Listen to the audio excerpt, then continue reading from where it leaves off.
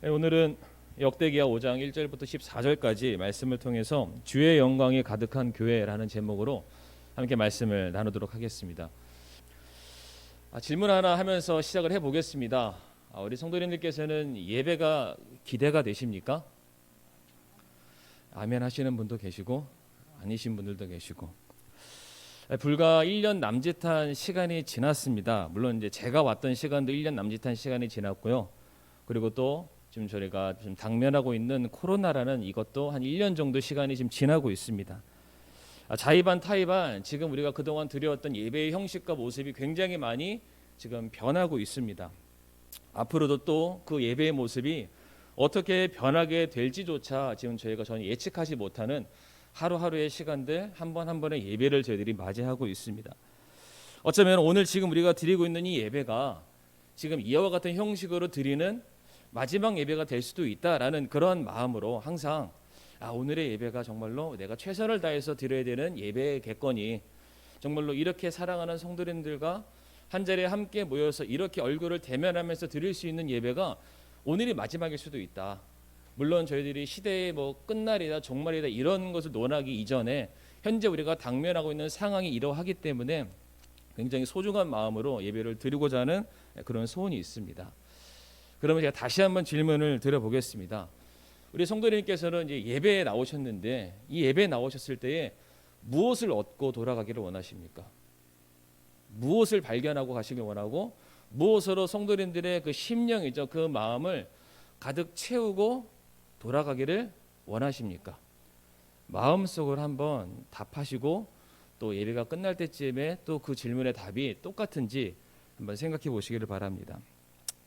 물론 우리 교회 안에 좋은 프로그램이 있고 재미난 행사들도 많이 있고 요즘 같아서는 불가능하지만, 그러니까 그런 행사들이 가득하다면 정말 교회 가고 싶다라는 그런 생각들이 아마 들 것 같습니다. 뿐만 아니라 교회 시설이 너무 좋아서 평상시도 교회를 방문해서 쉬었다 가는 그런 교회라면 얼마든지 교회에 왔으면 하는 그런 마음이 있을 겁니다. 뿐만 아니라 교회를 왔는데 우리를 섬겨주고 받아주고 가르쳐주는 그런 교사나 섬김이나 집사님들이나 그런 많은 사역자들이 있다면 또 교회 올 맛이 날 수도 있을 것입니다.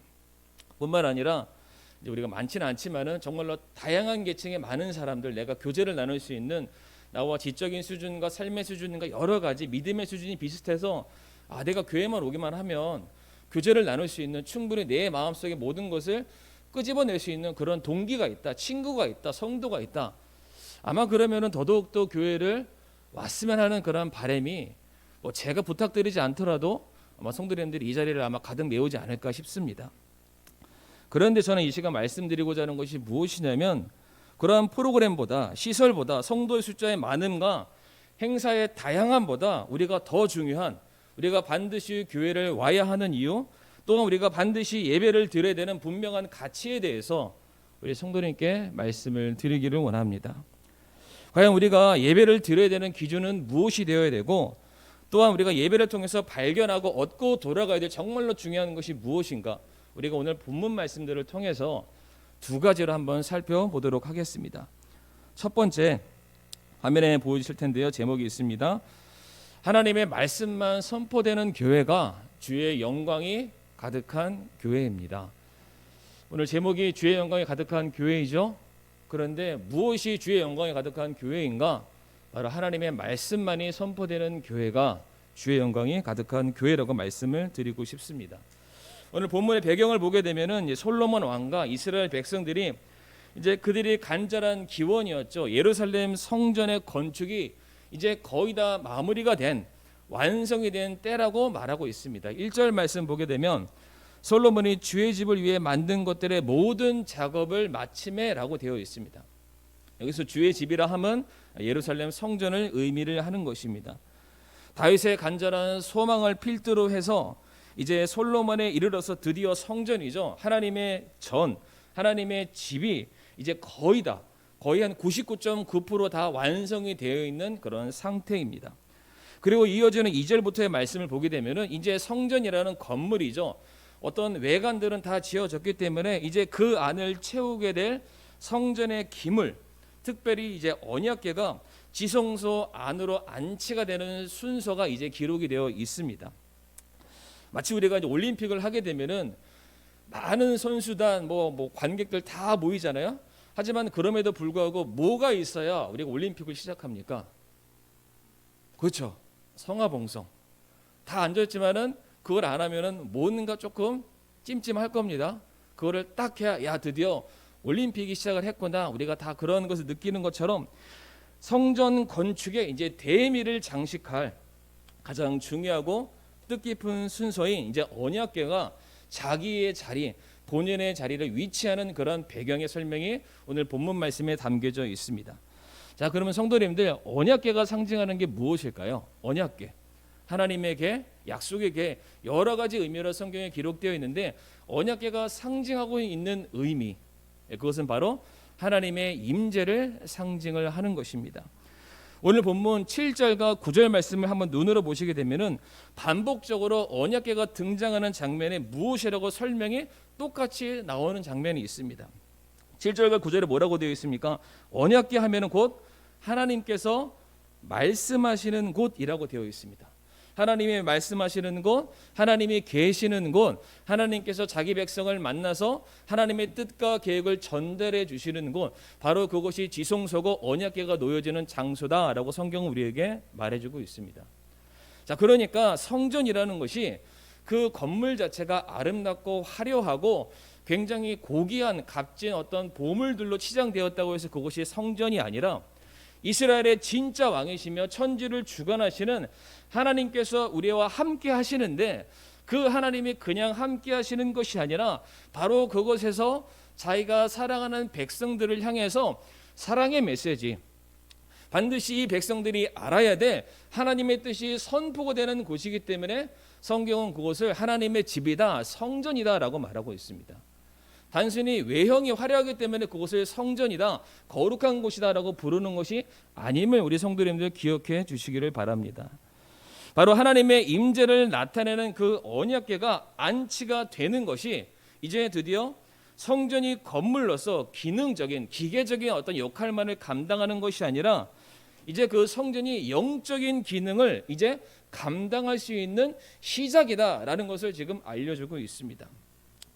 물론 성전 안에는 언약궤만 있는 것은 아닙니다. 여러 가지 갖가지 고귀한 하나님께서 만들라고 명하신 많은 기물들이 다 놓여져 있지만 특별히 2절부터 말씀을 보게 되면은 그 언약궤가 들여오는 언약궤가 자기의 자리에 서게 되는 그 모든 과정 속에서 솔로몬과 백성들이 철저하게 계획을 하고 이제 한치의 오차도 없이 완벽하게 그 일을 이루고자 하는 말씀이 2절부터 기록이 되어 있습니다.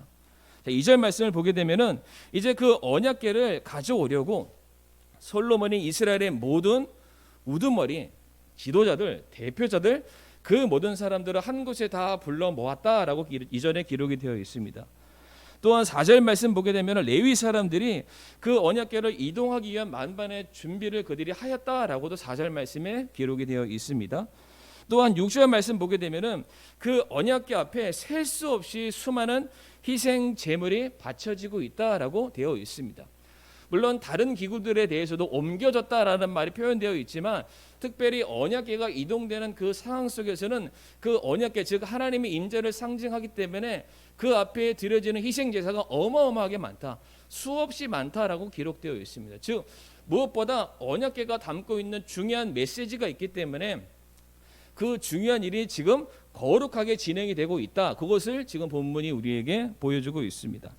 자, 그런데 굉장히 제가 중요하다 계속 반복적으로 말씀을 드리고 있는데 이토록 중요한 행사에 지금 뭔가 빠져 있는 것 같은 그러한 말씀이 기록이 되어 있습니다. 혹시 성도님도 그게 무엇인 줄 아십니까? 너무나도 중요해서 모든 사람들이 다 모였고요. 성전의 어떤 성막과 성전을 일을 하는 데 있어서 바쳐지는 그 레위인도 다 모였고 그 언약궤가 옮겨지는 모든 과정 속에서 제사도 다 드려지고 있는데 모든 것이 완벽하게 착착착 진행이 되고 있음에도 불구하고 뭔가 하나 빠진 것 같습니다. 혹시 우리 성도님들 캐치하셨습니까? 10절 말씀 한번 보시기 바랍니다. 10절 말씀 보게 되면은 궤 안에는 두 개의 판 외에는 뭐라고 적혀 있습니까? 아무것도 없었는데. 그러니까 만약에 이 안에 지금 이제 제가 앞으로 설명드리겠지만 분명히 무언가 또 있어야 합니다. 그런데 이것에 대해서 굳이 없었다라고 기록하는 것을 보게 되었을 때에 이것이 우리에게 전달해주는 메시지가 있다라는 것을 말씀을 드리기를 원합니다. 지금 여기서 말하는 궤 안에는 두 개의 판이라는 것은 무엇을 상징하냐면은 모세가 시내산에서 하나님께로부터 받은 십계명 두 돌판을 말하게 되는 것입니다. 원래 이 궤 안에는 이 두 돌판만 있는 것이 아닙니다. 우리 사진 하나 보여주시길 바랍니다. 언약궤 안에는 원래 무엇이 있어야 되냐면은 십계명의 두 돌판과 함께 만나를 담은 항아리, 그리고 아론의 쌍난 막대기, 이 세 가지가 함께 담겨져 있어야만 합니다. 그리고 히브리서 9장 4절 말씀 하나 넘겨주시면은 히브리서 9장 4절 말씀 우리가 한 목소리를 함께 읽어보도록 하겠습니다. 시작.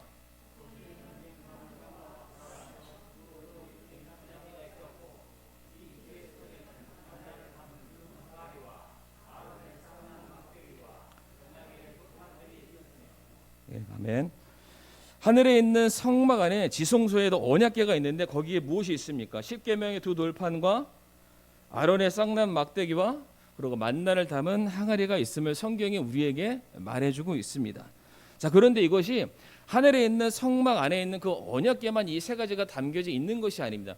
구약 성경도 보게 되면은 이 언약궤의 이 세 가지 도구가 함께 있었음을 우리에게 말해주고 있는 증거해주는 구절들이 있습니다. 우리가 다음으로 출애굽기 16장 33절에서 34절 말씀을 볼 텐데 우리 이 말씀을 우리 형제님들이 한번 읽어주시면 감사하겠습니다. 앞에 화면을 보시고요. 출애굽기 16장 33절에서 34절 말씀 읽겠습니다. 시작.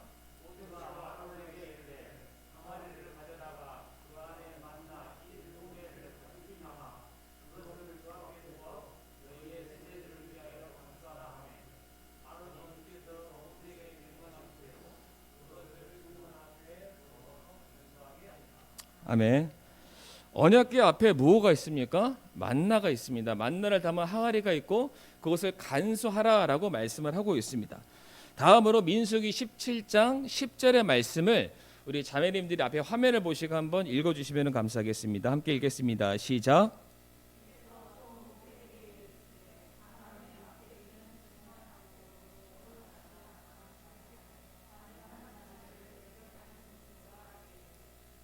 아멘. 여기서 보게 되면은 언약궤 앞에, 궤 앞에 무엇이 있습니까? 증언 앞에는 아론의 막대기가 있어야 한다라고 되어 있습니다. 그리고 제가 따로 말씀을 찾지 않았지만 오늘 우리가 읽었었던 본문이죠. 역대기의 5장 10절 말씀 보게 되면은 그 언약궤 안에는 무엇이 있었습니까? 두 돌판이 있었습니다. 자, 그러니까 이 언약궤 안에 담겨진 이 물건들에 대한 설명은 제가 나중에 또 설교로 우리 성도님께 전달해 드리는 그런 시간들이 있기를 원하고요.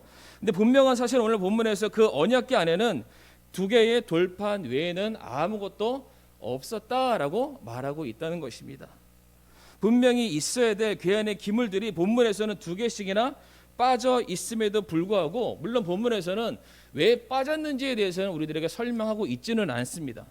어찌 되었든지 간에 성전 안에 언약궤 안에 그토록 중대한 행사가 지금 진행이 되고 있는데 정작 지금 그 궤 안에 원래 있어야 될 물건이 분실 또는 부재가 되어 있는 그런 상태입니다. 그러니까 절대로 있어서도 안 되는 일이고 지금 성전이 완공되는 그 상황 속에서 이것이 지금 마무리를 지려고 하는 그런 상황인데 대미를 장식하려는 그런 상황인데 이것이 없다면 이것이 진행되는 게 맞습니까? 틀립니까? 원래는 진행되는 것이 안 되는 것이 맞는 그런 상황입니다.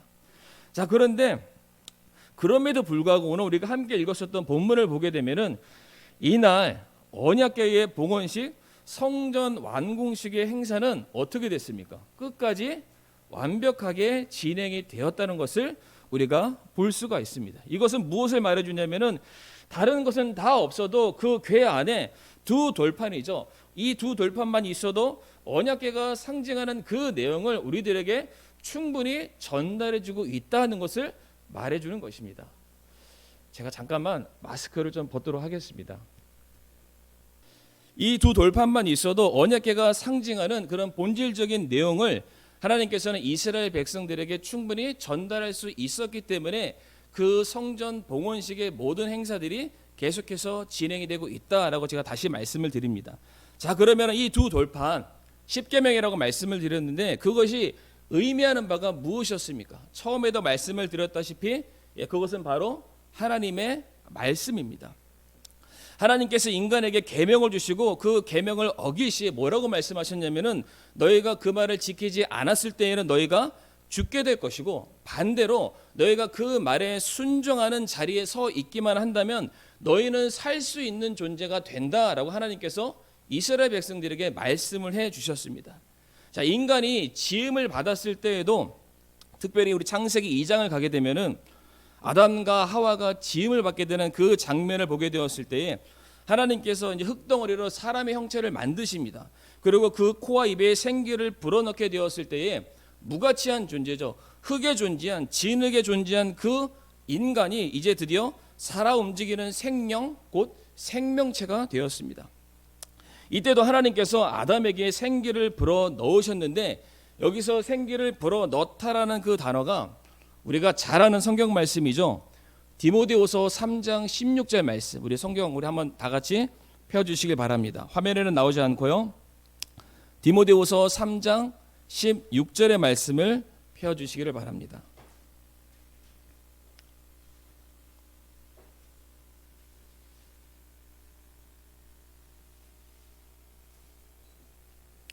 디모데후서 3장 16절 말씀 우리 성도님들 찾으셨으면은 한 목소리로 우리가 함께 읽도록 하겠습니다. 함께 읽겠습니다. 시작.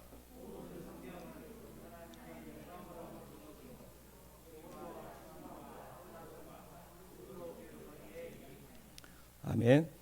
여기서도 보게 되면은 모든 말씀은 하나님의 감동으로 된 것으로라고 되어 있는데 여기서 감동이라는 이 말이 헬라어로는 어떤 뜻을 가지고 있냐면은 하나님의 호흡, 하나님의 입김이라는 뜻을 가지고 있습니다.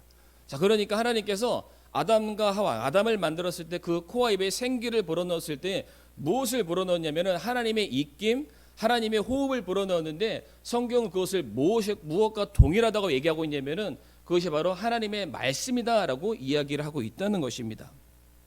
즉 무엇보다 인간이 생존하는 데 있어서 가장 중요한 요소와 요인이 무엇임을 우리들에게 말해주고 있냐면은 바로 그것이 하나님의 말씀이다라는 것을 우리들에게 전달해주고 있는 것입니다. 바로 지금 그 말씀이 새롭게 건축되고 있는 이 성전이죠.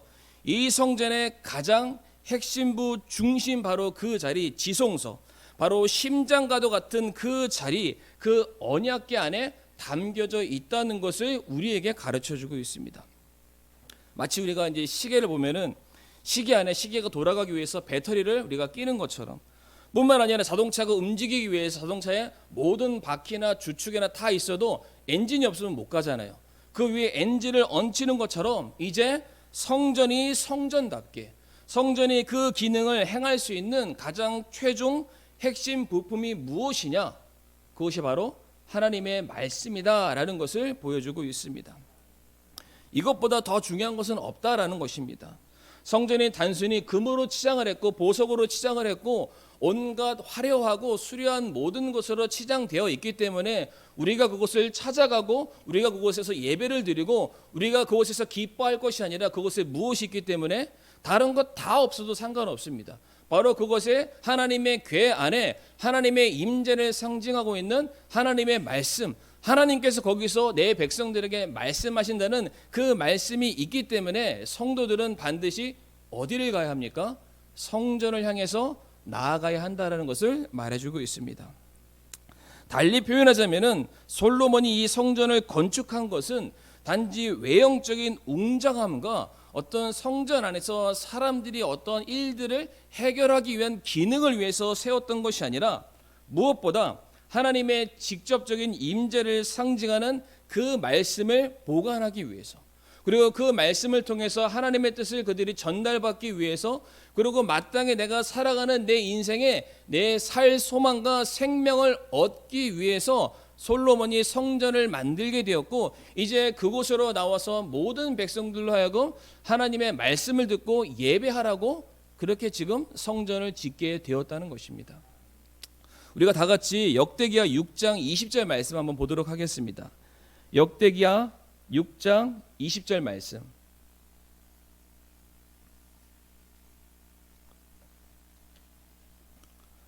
말씀을 찾았으면은 우리가 한 목소리로 함께 읽어보도록 하겠습니다. 시작. 주께서 전에 말씀하사 친히 주의 이름을 두리라고 하신 곳, 즉 이 집을 향해 밤낮으로 주의 눈을 여시고 주의 종이 이곳을 향해 기도하는 기도에 귀를 기울이시옵소서. 아멘. 지금 솔로몬이 성전을 지었잖아요. 그런데 솔로몬이 6장부터 하는 말이 무엇이냐면은 내가 내 아버지의 어떤 뜻과 소원을 받들어서 성전을 지었다. 그리고 이 성전은 그 어느 것보다 화려하고 아름다운 곳이 맞다. 그런데 내가 믿고 내가 섬기고 내가 예배드리는 하나님은 이 성전이라는 장소에 머무시는 분은 아니시다라는 겁니다. 하나님이 계시는 곳은 하늘 위에 하늘 위고, 하나님은 이곳에만 계시는 하나님이 아니라 내가 가는 모든 곳, 하나님의 말씀이 미치지 않는 곳이 없고 하나님이 계시지 않는 장소는 이 세상 그 어디에도 없다. 우리는 어디를 가서나 하나님을 예배할 수 있고, 우리는 어디를 가서나 하나님의 말씀을 들을 수 있고, 우리는 어디를 가서나 하나님의 자녀로서 합당한 모습으로 사는 게 맞다. 그 고백을 합니다. 그런데 지금 여기서 뭐라고 얘기하냐면은 방금 전에 읽었던 역대기 6장 20절에 그럼에도 불구하고 하나님께서 특별히 이 성전이라는 곳에 하나님의 눈과 하나님의 마음과 하나님의 관심이 다 어디로 쏠려 있냐면은 성전에 쏠려 있다라고 말하고 있습니다. 그 성전에 왜? 특별히 그곳에서 하나님께서 자기의 백성들을 만난다고 약속을 하신 장소이고, 내가 그곳에서 거룩히 구별되어 나를 만나고자 나오는 그 사람에게 내가 친히 말하겠다는 장소가 어디라고요? 바로 성전입니다. 그렇게 특별한 장소이기 때문에 우리가 특별히 어디 가서나 예배드릴 수 있지만은 어디를 모여야 됩니까? 그럼에도 불구하고 이스라엘 백성들, 하나님의 백성들은 성전에 오는 것처럼 우리 구원받은 우리 모든 성도님들도 동일하게 하나님의 말씀을 전해주고 하나님의 이름을 찬양하며 우리가 하나님을 섬기는 이 교회, 이 예배의 자리를 무엇보다 사모해 주시기를 간절히 바랍니다. 물론 오늘날에는 그 옛날의 그 성전의 옛 영광도 이미 사라지고 없습니다. 언약궤도 없고요. 아론의 쌍난 지팡이나 만나를 담은 어떤 항아리나 그런 것들도 어디에도 찾아볼 수가 없습니다. 그러나 여전히 우리의 어떤 두 손에 남겨진 것이 무엇이냐면 1.1획도 변함이 없는 바로 하나님의 말씀이 지금 우리에게 전해지고 우리 손에 소유되고 있다는 것입니다. 디모데후서 3장 17절 말씀 보게 되면 하나님의 사람이 완전하게 되어 모든 선한 일에 철저하게 갖추어질 수 있도록 하나님께서 우리에게 말씀을 주셨다라고 하고 계십니다. 바로 이 하나님의 말씀이야말로 우리 내면의 자리, 우리의 심령의 자리에 가장 온전하게 한 복판에 우리가 모시고 세워둬야 돼. 어찌 보면 우리들의 삶의 에너지요 생명력처럼 여기는 것이 바로 하나님의 말씀이 되어야 될 줄을 믿습니다. 우리는 이 하나님의 말씀 때문에 죄인들이 구원받고 우리가 복음의 진리를 깨닫게 되었습니다. 또한 우리가 이 하나님의 말씀 때문에 이와 같은 성서 침례 교회가 세워지게 되었던 것입니다. 또한 하나님의 말씀의 가르침 바를 따라서 계속해서 영혼에게 복음을 전하는 그 사역이 지금도 이루어지고 세계 도처에서 수많은 선교사님들이 그 일들을 감당하고 있는 것입니다. 또한 우리가 하나님의 말씀 때문에 이 죄악으로 가득 찬 이 세상 속에서 우리가 어떻게 거룩한 주의 백성으로 살아야 될지 말씀을 통해서 우리가 분별력을 갖게 되는 것이고, 또한 우리가 이 저급한 이 땅, 이 세상의 것들이 아니라 우리가 말씀을 통해서 하늘의 더 영광스러운 영원한 것들을 사모할 수 있는 지혜를 얻게 되는 것입니다.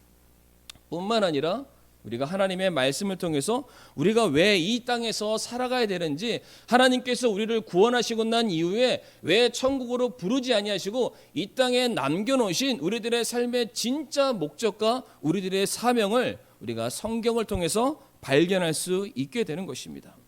바로 이 말씀을 들으시는 우리 사랑하는 성도님들 역시 솔로몬처럼 그 인생의 모든 것들을 온전히 하나님의 말씀을 듣기 위해 성전을 세웠던 그의 삶과 그의 인생이 바로 이 자리에 있는 저와 성도님들의 삶이 되고 그러한 모습들이 되기를 원합니다. 정말로 하나님의 놀라운 말씀이 우리에게 있다면 우리는 무엇이든지 다시 새롭게 시작할 수 있습니다. 하나님의 말씀이 우리들에게 힘이 될 것이고 우리들에게 소망이 될 것이며, 이 죄악 많은 세상 속에서 살아가는 우리 모든 성도들에게 어떻게 해야 너희들이 구별되고 어떻게 해야 하나님께 영광을 돌려드릴 수 있을지 분명히 우리에게 가르쳐 주실 줄을 믿으시기를 바랍니다. 두 번째로 이제 11절부터 14절까지 말씀이 될 텐데요. 함께 우리 한번 두 번째 주제를 읽어보도록 하겠습니다. 시작.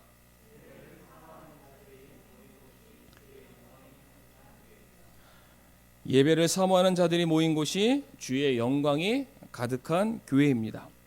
자, 이제 11절부터 14절까지 말씀 보게 되면은 이제 성전 봉헌식이 이제 언약궤가 안치가 되고 있는 그 상황 속에서 예기치 못한 상황이 지금 발생을 하게 됩니다.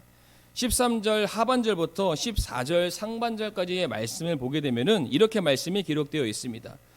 그때 그 집 곧 주의 집이 구름으로 가득하였으므로 제사장들이 그 구름으로 인하여 능히 서서 섬기지 못하였으니 이는 주의 영광이 하나님의 집에 가득하였기 때문이더라 라고 되어 있습니다. 지금 수많은 레위인들이 언약궤를 갖다 놓고 거기에서 그들이 마땅히 해야 될 소임이죠, 책임을 다하고 있는 상황 속에서 갑자기 성전 안을 가득 메우게 되는 구름으로 인해서 지금 지척도 분간할 수 없는 그런 까닭 모르는 그런 상황들이 생겨서 이제 더 이상 그 레위인들이 그 다음 행동, 그 다음 순서를 진행하지 못하였다라는 말씀이 기록이 되어 있습니다. 우리 성도님들 한번 생각해 보시기 바랍니다. 지금 저희들이 예배를 드리고 있는데 갑자기 여기서 화재 경보가 울리면서 연기가 가득 메운다. 우리 성도님들 어떻게 하시겠습니까? 누구부터 살리시겠습니까? 소화기로 끄신다는 분도 계시고요, 바로 내빼시는 분들도 계실지도 모르겠습니다. 자, 그런데 오늘 본문을 보게 되면은 지금 구름이 가득해서 전혀 앞뒤를 구분하지 못하는 그런 상황이었는데 그 구름 때문에 지금 성전 봉헌식이 불완전하게 끝났다든지 모든 참석자들이 요동하여 밖으로 뛰쳐나갔다, 그런 말씀은 기록되어 있지 않습니다. 자, 그런데 더 중요한 게 무엇이냐면은 지금 이와 같은 현상이 일어나기 이전에 어떠한 말씀이 기록되어 있는지를 우리가 살펴볼 필요가 있는데, 그 말씀들을 보게 되면은 이 레위인들이 찬양대를 그들이 결성하여서 온갖 악기의 합주를 맞춰서 그들이 외쳤던 고백이 있습니다. 소리를 높여 주를 찬양하여 이르되 그분은 선하시며 그분의 긍휼은 영원하도다라고 말하고 있습니다. 언약궤의 의미가 하나님의 임재라고 말씀을 드렸습니다. 또한 그 성전의 주인이 하나님이시죠. 바로 레위인들이 하나님을 향해서 그분은 선하시며 그분의 긍휼은 영원하도다라고 모든 사람들이 한 입과 한 목소리가 되어서 하나님께 감동적인 예배와 찬양을 돌려드리는 바로 그 순간 그 성전 안에 구름이 가득 메우게 되었다라고 성경 우리에게 말해주고 있습니다. 자, 그런데 이 찬양을 하기 이전에 그들이 또한 어떠한 모습을 가지고 있었냐면은 11절 말씀 보시게 되면은 그때에는 그들이 계열대로 섬기지 아니하였다라고 되어 있습니다. 이 여기서 계열대로라는 뜻이 무엇이냐면은 순서대로, 조별대로라는 그런 뜻을 담고 있습니다. 그러니까 원래 성전에서 섬기는 사람들이 레위인들인데 이 사람들이 딱 한 명이 24시간 자기 일을 온전히 그 자리에서 붙박이로 섬기는 사람들이 아니었습니다. 예를 들어서 필요에 따라서 2교대, 3교대, 4교대 이런 식으로 서로 순번을 정해서 며칠이라고 며칠 쉬고 몇 시간이라고 몇 시간 또 일하고 이런 것들이 오가면서 서로가 교대하는 그런 근무 체제였었는데 바로 이날만큼 어떤 날이죠?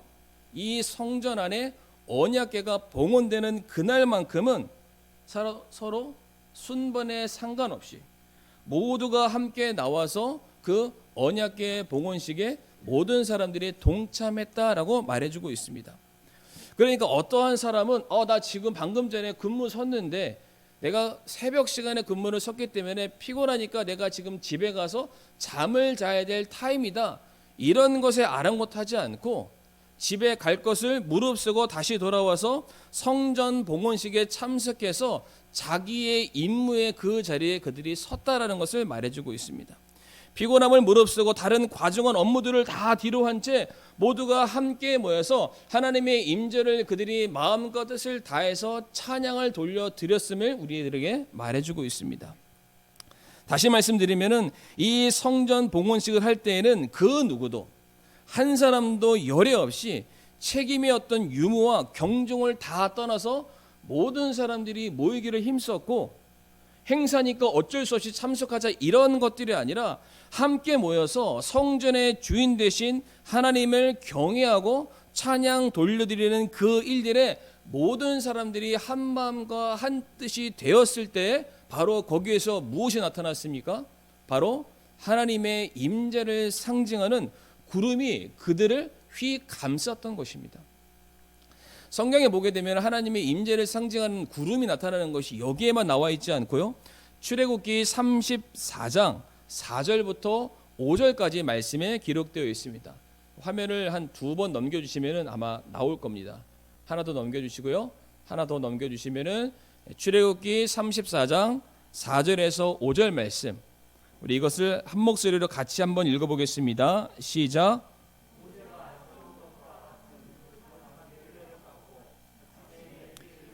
주께서 자기에게 명령하신 대로 돌판 2개를 자기 손에 들고 시내산에 올라가니 주께서 구름 가운데 내려오사 그와 함께 거기 서서 주의 이름을 선포하니라. 아멘.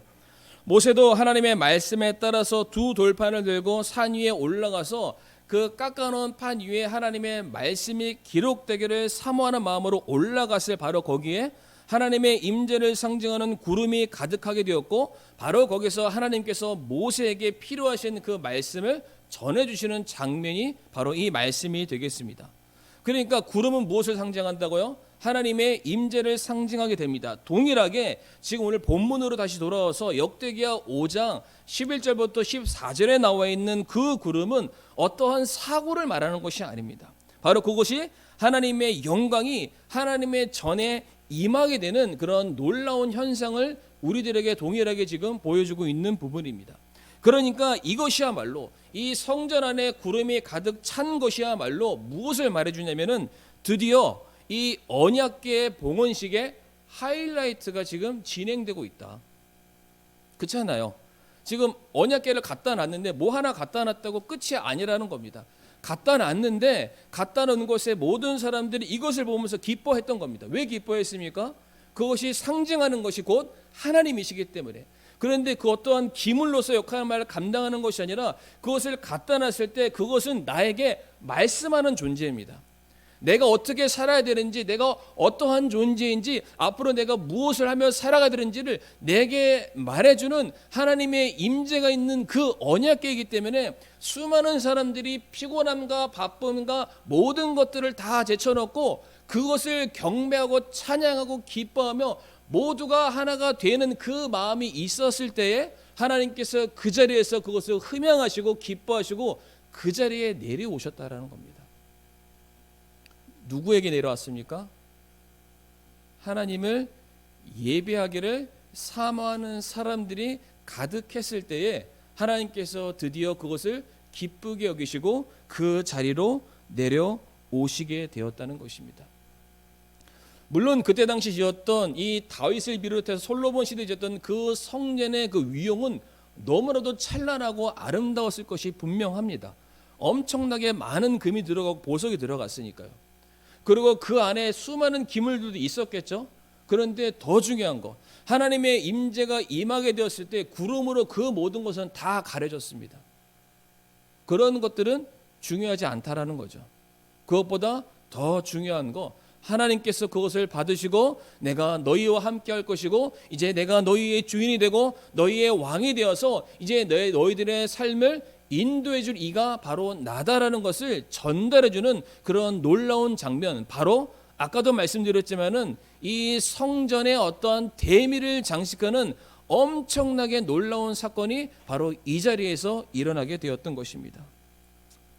사랑하는 성도님들, 예배가 무엇이라고 생각하십니까? 예배, 영어로는 월십이라고 표현하기도 하는데요, 예배라는 것은 내가 가지고 있는 가장 귀한 것을 내가 가치 있다고 여기는 그분에게 돌려드리는 행위를 말합니다.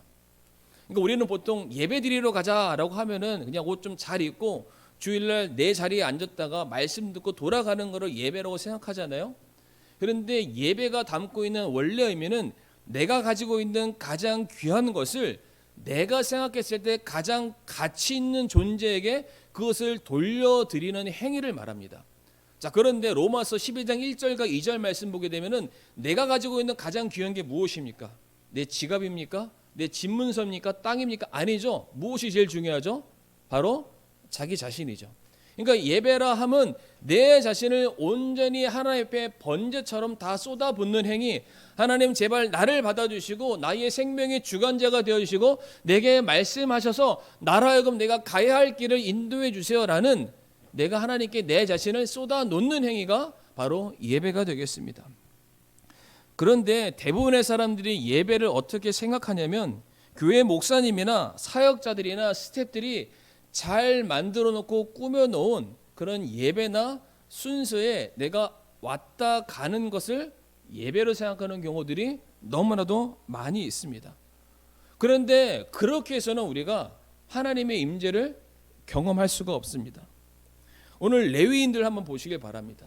이 성전 봉헌식에 참석했던 그 수많은 사람들의 모습을 한번 생각해 보시길 바랍니다. 더더욱도 중요했던 것은 그 성전을 짓기 위해서 다윗과 솔로몬의 그들의 삶을 한번 돌아보시길 바랍니다. 다윗은 자신이 가지고 있는 모든 것들, 평생 그가 다 소유했던 모든 것들을 성전을 위해서 다 쏟아냈고 그것을 짓는 것을 자신의 평생의 소원으로 여겼고, 그것을 자기 때에 짓지 못했을 때 다윗이 무엇이라고 고백했냐면, 나는 그 성전 입구를 지키는 문지기라도 되는 것이 내게 소원입니다라고 말했던 것이 다윗이었습니다. 솔로몬은 어땠습니까? 아버지의 유지를 받들어서 자신의 모든 삶에 있어서 특별히 그가 경건하다고, 하나님의 마음에 흡족하다고 인정받는 그때에 그의 모든 것을 다 투자해서 성전을 지었던 그런 사람이기도 합니다. 뿐만 아니라 그 성전이 지어지는 모든 과정 속에서 레위인을 비롯해서 이스라엘의 수많은 지도자들, 우두머리들, 모든 사람들이 한꺼번에 다 모여서 그 언약궤가 오는 그런 모든 과정 속에서 수많은 희생 제물을 드리면서 하나님의 영광이, 하나님의 말씀이, 하나님의 임재가 우리와 함께한다고 계속해서 외치면서 환호하고 찬양했던 모습들이 그들에게 있었습니다. 그리고 더더욱도 중요한 건 그 성전 안에 레위인들은 자신들의 피곤함을 무릅쓰고 어떻게 했습니까? 최선을 다해서 한 목소리, 한 마음, 한 뜻이 되어서 하나님을 예배하게 되었을 때 드디어 하나님께서 그 모든 모습을 보시고 구름으로써 자신의 모습을 드러내므로 말미암아 이 성전의 주인이 바로 나다라는 것을 그 자리에 있는 모든 사람들에게 확인시켜 줬다는 것입니다. 성도님들, 그냥 왔다 가서는 남들이 다 차려놓은 예배에 왔다 갔다 출석 체크하는 곳으로는 결단코 우리는 하나님의 임재를 경험할 수가 없습니다. 제가 말하는 말씀을 듣고 가실 수는 있으시겠죠. 하지만 성도님들은 만약에 이와 같은 레위인들의 모습과 마음이 아니라 마치 관객과 그냥 경청하는 사람으로서의 모습으로만 이 예배의 자리를 참석했다 그냥 돌아가신다면은 우리에게는 구름으로 임하시는 하나님의 놀라운 임재를 경험할 수 있는 축복이 우리에게 결단코 없다는 것입니다. 과연 나는 어떠한 마음으로 이 예배의 자리를, 교회를 내가 참석하고 있는지 우리 성도님들 꼭 다시 한번 돌아보시길 바랍니다. 오늘 성전 봉헌식을 통해서 우리가 깨달을 수 있는 두 가지는 무엇이냐면은 이 교회가 교회되는 것, 성전이 성전되는 것, 예배가 예배되는 데 있어서 가장 중요한 것은 다른 기능들이 아닙니다. 다른 프로그램들이 아니고 무엇이 먼저 제일 중요합니까? 무엇보다 하나님의 말씀이 우리에게 전해져야만 합니다. 그리고 무엇보다 복음의 말씀, 진리의 말씀, 사람을 살리는 생명의 말씀이 전해지는 것이 무엇보다 이 교회 안에서 선포되고 가르쳐져야 될 가장 중요한 메시지임을 우리 성도님들 기억하시길 바랍니다. 그리고 그 말씀이 전해지고 있는 우리 교회가 바로 내 교회임을 우리 성도님들 자랑스럽게 여기시기를 바랍니다. 뿐만 아니라 하나님께서 기뻐하시는 주의 영광이 가득한 교회는 어떠한 교회겠습니까? 그냥 참석하는 교회입니까? 참여하는 교회입니까? 아닙니다. 내 모든 것을 다해서 온전히 나의 주인 되시는 하나님을 예배하고 경배하고자 준비되어 있는 백성들이 가득한 그곳에 주님의 영광이 함께 하시게 될 것을 믿으시기를 바랍니다. 내가 그 마음 가지고 이 자리에 나오게 된다면 정말 하나님 만나고 돌아가실 겁니다. 하나님께서 내가 정말로 간절히 기도하고 있는 기도의 제목에 분명히 응답하실 것이고 내 삶에 풀리지 않는 내 어떤 어려운 문제의 해답이 무엇인지를 말씀을 통해서 내게 분명한 확신을 주실 것을 우리 성도님들 믿으시기를 바랍니다.